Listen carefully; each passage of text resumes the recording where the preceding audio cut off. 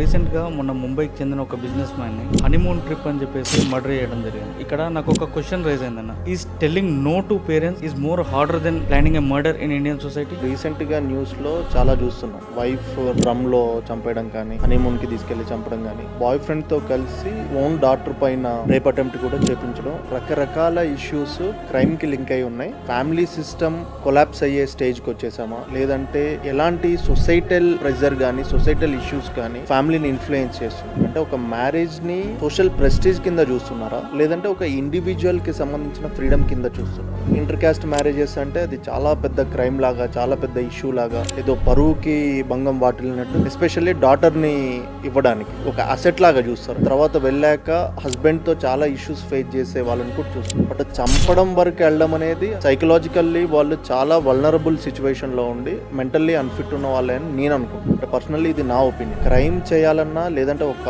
Harm చేయాలన్నా ఒక 100 సార్లు ఆలోచిస్తాం. చిన్నపిల్లల్ని స్కూల్లో టీచర్ కొట్టడం అనేది చాలా పెద్ద విషయంగా చూస్తాం. అలాంటిది ఒక వ్యక్తిని చంపడం అనేది ఊహించడానికే భయంగా ఉంటుంది. అంటే ఇప్పుడు చాలా మంది అంటే ఫన్నీగా పెట్టినా కూడా సోషల్ మీడియా ప్లాట్ఫామ్స్ లో పెళ్లి చేసుకోవాలంటే భయం వేస్తుంది, ఇంత దారుణంగా ఉన్నారా, అంటే వాడు చూడడానికి ఏమో చాలా బాగుండి బాగా సెటిల్ ఉండు, అమ్మాయిలందరూ ఈ చెప్రీలని ఇష్టపడుతున్నారా, ఫన్నీగా మాట్లాడినప్పటికీ కూడా దాంట్లో చాలా ఇన్ డెప్త్ గా ఆలోచించాల్సిన విషయం చాలా ఉన్నాయన్నమాట.